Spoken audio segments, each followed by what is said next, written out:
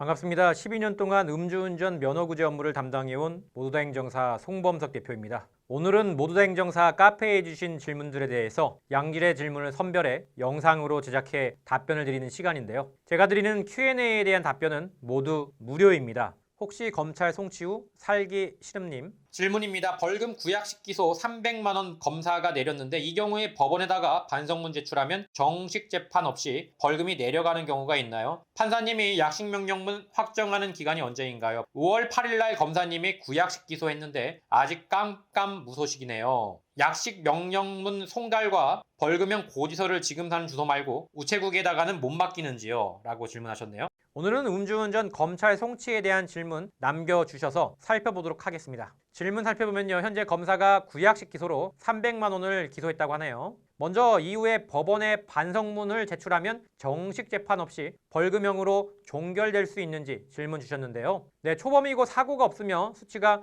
경미한 경우에는 검찰에서 구약식 기소 후 법원은 약식 명령만 내리고 끝나는 경우가 많습니다. 형사 절차에서 검찰이 약식 기소를 하면 판사는 피고인의 출석 없이 서면 심리로 약식 명령, 즉 벌금형을 내릴 수가 있는데요. 이때 피고인의 반성문이나 진정서, 교육 수료증 등을 판사님에게 제출하면 감경 요소로 고려될 수가 있습니다. 하지만 반성문을 냈다고 해서 반드시 정식 재판 없이 벌금이 확정된다고 보장할 수는 없는 거죠. 특히 장거리 운전, 그리고 사고 유무, 어린이 보호구역 위반 같은 경우, 즉 음주운전 수치가 높거나 위험성이 큰 경우는 판사님이 더 이를 엄중히 볼 수 있고 검사가 약식 기소를 했다 해도 정식 재판으로 회부가 될 수도 있습니다. 즉 반성문 제출은 감형 또는 벌금형 유지를 위한 긍정적 자료가 될 수는 있으나 정식 재판을 피할 수 있는 아주 보장된 수단은 아니라는 얘기죠. 다음으로 판사님이 약식 명령을 확정하는 시점에 대해 여쭤보셨는데 일반적으로 검찰이 약식 기소한 날로부터 1주에서 2주 내외입니다. 다만 정확한 기간은 각 사건의 처리 순서, 법원의 업무량에 따라 다소 차이가 있습니다. 음주운전 사건이 경찰에서 검찰로 송치된 후에는 보통 다음과 같은 절차로 이어지는데요. 먼저 검찰이 약식 기소를 하면 사건이 법원으로 넘어가고 담당 판사가 기록을 검토한 뒤 약식 명령을 발부하게 됩니다. 이후 피고인 또는 변호인에게 벌금 고지서가 송달되며 판사가 약식 명령을 발부한 시점부터는 약 7일 이내에 정식 재판을 청구할 수 있는 기한이 주어지게 됩니다. 이 기간 동안 별다른 이의 제기가 없다면 약식 명령은 그대로 확정돼 벌금이 확정됩니다. 그런데 음주운전 사건에서 검찰이 구약식으로 청구한 벌금보다 법원이 실제로 더 적은 금액을 선고한 사례도 분명 존재합니다. 다만 이는 누구에게나 해당되는 일은 아니고 양형 조건이 충족될 때에만 가능한 경우라고 보면 되겠죠. 예를 들어 피고인이 사건 이후에 진지하게 반성하고 적극적인 사후 대응을 한 점이 확인되거나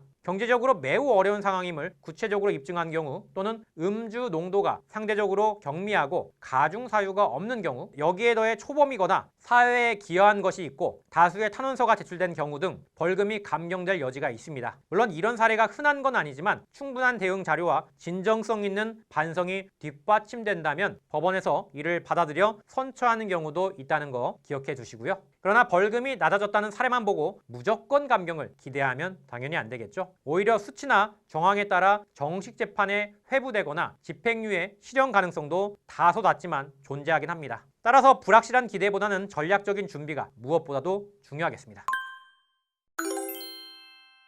여기까지 모두다행정사 송범석 대표였습니다. 이 영상이 도움이 되셨다면 좋아요와 구독 부탁드리고 저희 모두다행정사 카페에서는 양형자료 매뉴얼을 비롯해 면허구제를 위한 매뉴얼까지 무료로 제공하고 있으니 아래 하단 링크를 클릭하시고 카페로 넘어와서 받아가시길 바랍니다.